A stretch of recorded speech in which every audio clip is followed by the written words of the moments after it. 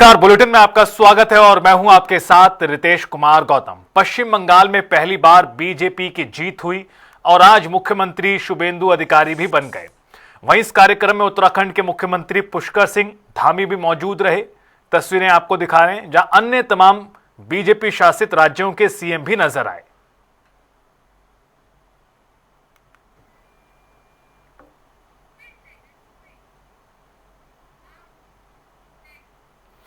वहीं पश्चिम बंगाल में पहली बार बीजेपी सरकार बनी है। शुभेंदु अधिकारी ने सीएम पद की शपथ ली है, जिसे लेकर मुख्यमंत्री पुष्कर सिंह धामी ने एक्स पोस्ट कर शुभकामनाएं दी। देखिए, मुख्यमंत्री ने लिखा, गंगोत्री से गंगा सागर तक विकास, सुशासन और राष्ट्रवाद की डबल इंजन सरकार आदरणीय प्रधानमंत्री श्री नरेंद्र मोदी जी, आदरणीय केंद्रीय गृह मंत्री श्री अमित शाह जी की गरिमामयी उपस्थिति में पश्चिम बंगाल की नवनिर्वाचित भाजपा सरकार के शपथ ग्रहण समारोह में सम्मिलित हुआ। इस अवसर पर माननीय केंद्रीय मंत्रियों, विभिन्न प्रदेशों में पधारे माननीय मुख्यमंत्रियों से भेंट की। माननीय मुख्यमंत्री श्री शुभेंदु अधिकारी जी, समस्त मंत्री परिषद को शुभकामनाएं। पूरा विश्वास है कि आपके नेतृत्व क्षमता और दूरदर्शिता पश्चिम बंगाल को नई ऊंचाइयों तक ले जाएगी। साथ ही केंद्र सरकार की जनहितकारी योजनाओं का लाभ प्रत्येक नागरिक को मिलेगा।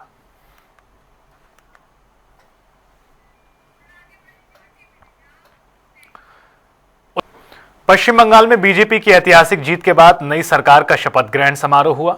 समारोह में कई राज्यों के मुख्यमंत्री सहित उत्तराखंड के मुख्यमंत्री भी मौजूद रहे।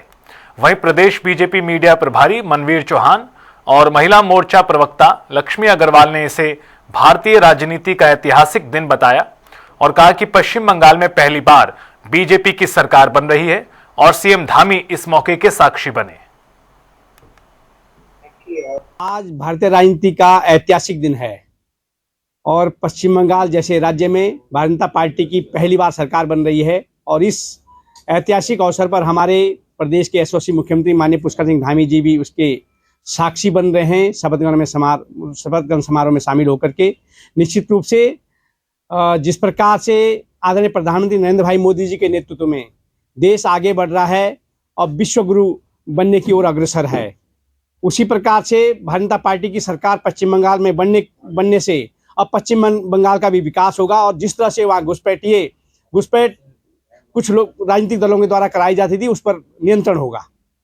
अपने आप में एक ऐतिहासिक क्षण है और आज जिस तरह की जब शपथ ले रहे हैं शुभेंदु अधिकारी जी वहाँ पे जो है मुख्यमंत्री पद की शपथ लेंगे। तमाम प्रदेशों के मुख्यमंत्री वहाँ पे मौजूद हैं। माननीय हमारे पुष्कर सिंह धामी जी हैं, योगी आदित्यनाथ जी हैं, दिल्ली के मुख्यमंत्री रेखा गुप्ता जी, तमाम वहाँ पे मौजूद हैं और निश्चित रूप से ये गवाह है उस ऐतिहासिक क्षण के कि जब बंगाल में एक भयमुक्त गुंडा राज का अंत होके अब राम राज्य की स्थापना की तरफ जो है बंगाल बढ़ेगा और वहाँ पे सुख, शांति, समृद्धि और विकास की नई गंगा वहाँ बहेगी। अब मंगलौर सहकारी संघ के चेयरमैन पद पर एक बार फिर बीजेपी का परचम लहराया। बीजेपी मंडल महामंत्री विकास चौहान निर्विरोध चेयरमैन चुने गए। उनकी जीत के बाद कार्यकर्ताओं में उत्साह नजर आया। मंगलौर सहकारी संघ का चुनाव शांतिपूर्ण तरीके से संपन्न हुआ।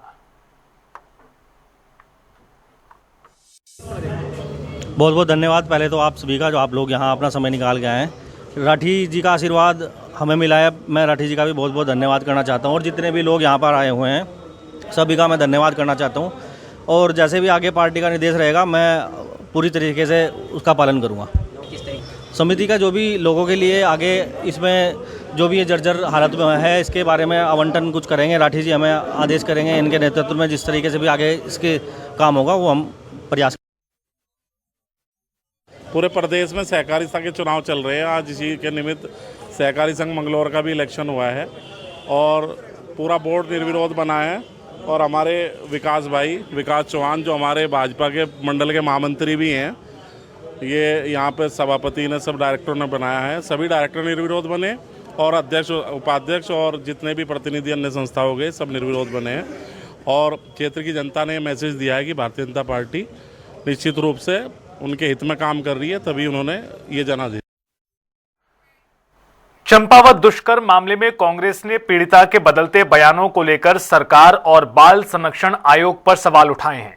कांग्रेस प्रदेश महिला अध्यक्ष ज्योति रौतेला ने देहरादून में प्रेस वार्ता कर कहा कि आयोग को पीड़िता को संरक्षण देना चाहिए था, लेकिन वो पूरी तरह से मौन है।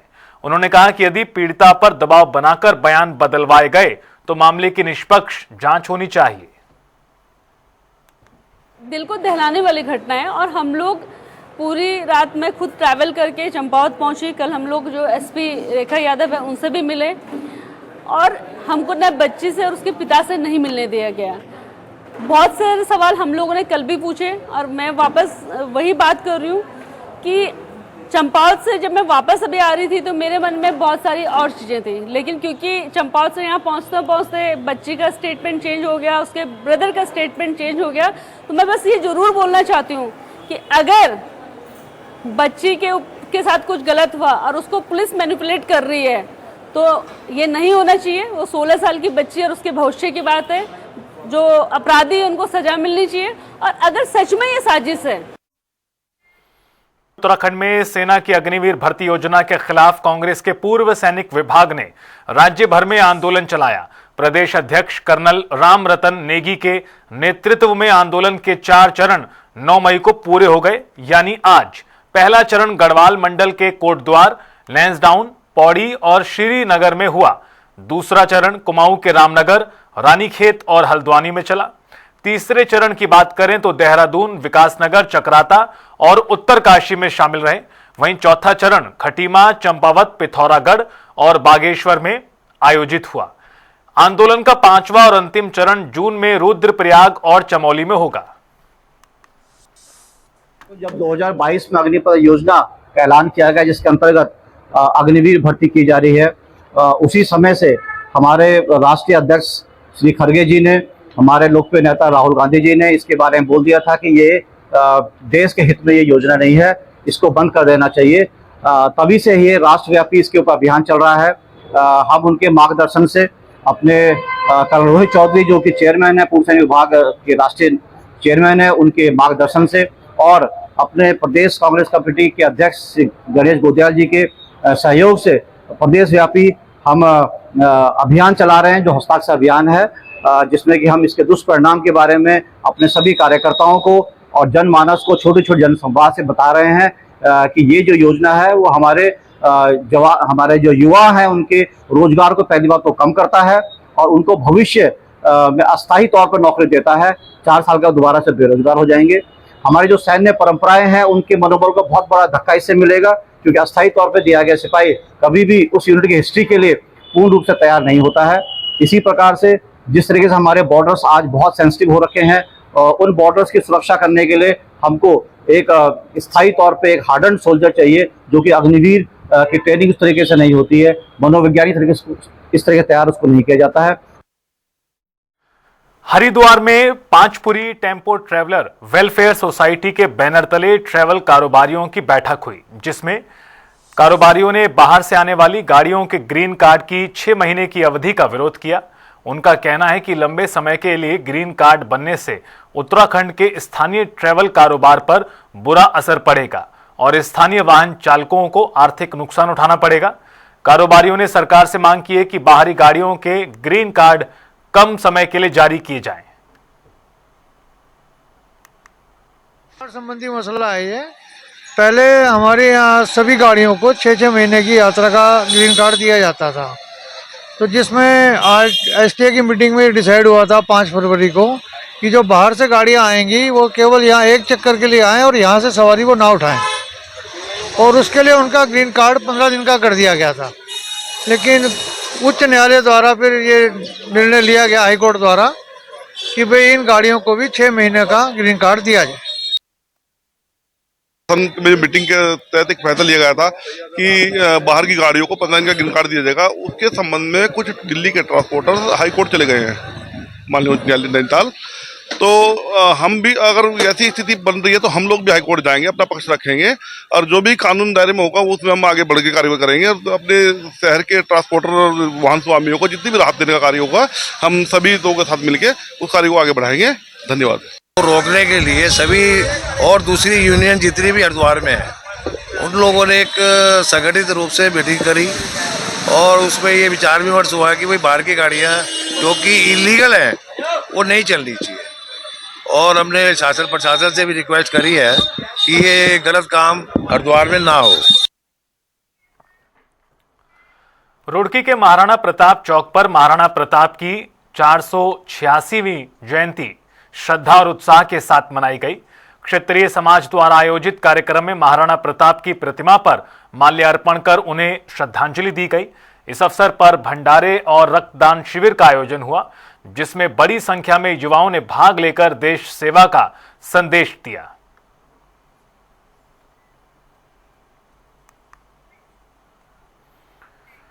हरिद्वार में लोक अदालत का आयोजन किया गया, जहां हरिद्वार, रुड़की, लक्सर समेत जनपद के विभिन्न न्यायालय परिसरों में आयोजित इस लोक अदालत में बड़ी संख्या में वादकारियों ने पहुंचकर अपने मामलों का निस्तारण कराया।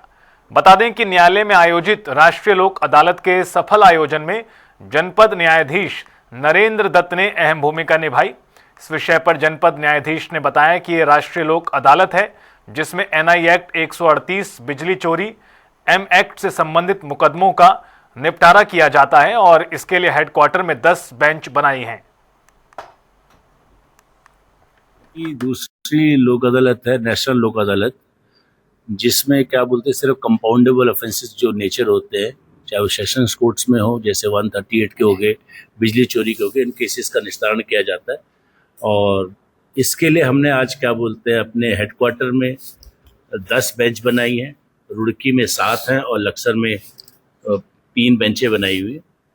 देखते हैं, और जो हमने अब तक जो कल तक जो हमने हाईकोर्ट को डाटा भेजा तो हमने 1700 केस रेफर करें, वो नंबर आज बढ़ भी सकता है।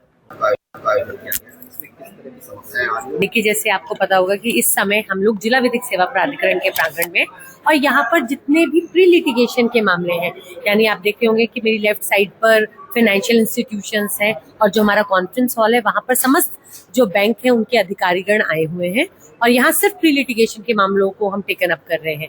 और वहीं जो जितने हमारी न्यायालय है वहाँ पर हमारी जो पीठों का गठन हुआ है, जो बेंचेस हैं, और इस टाइम पर हमारी 10 बेंचेस का गठन हुआ है मुख्यालय पर।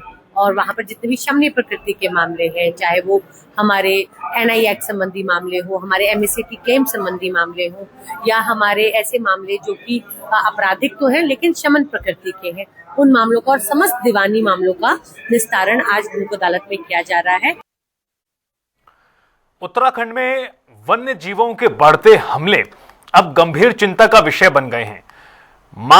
जनवरी से मार्च 2026 के बीच 118 हमलों में 20 लोगों की मौत हुई है, 98 लोग घायल हुए। गुलदार, बाघ और भालू अब आबादी वाले इलाकों तक पहुंच रहे हैं। बीजेपी विधायक दुर्गेश्वर लाल ने वन विभाग की कार्यप्रणाली पर ही सवाल खड़े करते हुए कठोर कदम उठाने की मांग की। फॉरेस्ट विभाग की कुछ तो लापरवाही है, ठीक है। उस पर जो हमने कई बार बोला है कि इस पर नीति बन जाए, और विशेष करके जो पहाड़ी क्षेत्रों में ये समस्याएं आ रही, लोगों पे जो है जंगली जानवरों के द्वारा जो घटनाएं हो रही, अब आदमी के ऊपर घटना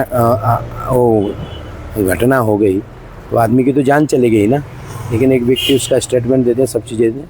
मैं तो एक कहता हूँ कि इसके लिए उचित आदमी है तो भाई वन मंत्री जी को इस बात पे, या जो वन मंत्री जी उस पर काम कर रहे हैं, कई बार बात भी हुई है, लेकिन विशेष करके मैं ये कहूँगा कि फॉरेस्ट विभाग के कुछ काले कानून है जो वो सिर्फ उन कानूनों का जो है एक तरीके से वो दे रहे हैं, हवाला दे करके उस पर धरातल पे अगर वो काम करे तो बहुत सारी चीज़ें चेंज हो सकती हैं। पलट जाते हैं जब कान खींचे जाते हैं, जब डंडा चढ़ता है तो पलट जाते हैं। तो इसलिए उनके बयान पे तो मैं नहीं कह रहा हूँ, लेकिन प्रदेश के अंदर वास्तव में पूरे पहाड़ में, चाहे वो गढ़वाल हो, चाहे कुमाऊं हो, वो टिहरी हो, उत्तरकाशी हो, पौड़ी हो, चमोली हो, रुद्रप्रयाग हो, वो धारचूला हो, सारे प्रदेश के पर्वतीय इलाकों में जंगली जानवरों का, तेंदुए का, बाघ का, भालू का, ये सारे जानवर लोगों पे हमले कर रहे हैं। और सबसे अफसोसनाक बात यह है कि वन विभाग और सरकार इन हमलों को रोकने में नाकाम है। सर, आपने ऑपरेशन प्रहार के तहत सिडकुल थाना पुलिस ने सार्वजनिक स्थानों और ढाबों पर शराब पीकर हुड़दंग मचाने वालों के खिलाफ बड़ी कार्रवाई की। वरिष्ठ पुलिस अधीक्षक के निर्देश पर पुलिस ने अलग अलग टीमें बनाकर अभियान चलाया, 62 लोगों को गिरफ्तार किया। 81 के खिलाफ पुलिस एक्ट के तहत कार्रवाई की गई। पुलिस ने महिलाओं पर फप्तियां कसने की शिकायतों को भी गंभीरता से लिया और सख्त एक्शन देखने को मिला।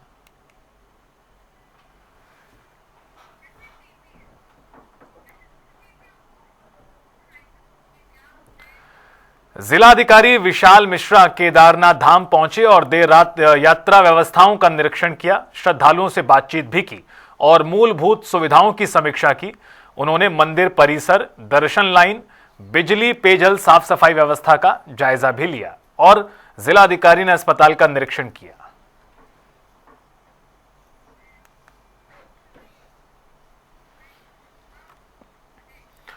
केदारनाथ धाम यात्रा अपने चरम पर पहुंच रही है और देश विदेश से श्रद्धालुओं की भारी भीड़ आ रही है।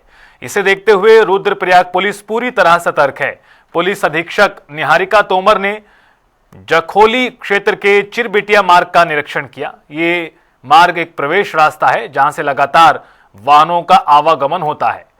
पुलिस कर्मियों को निर्देश दिए कि वाहनों को व्यवस्थागत तरीके से आगे बढ़ने दिया जाए।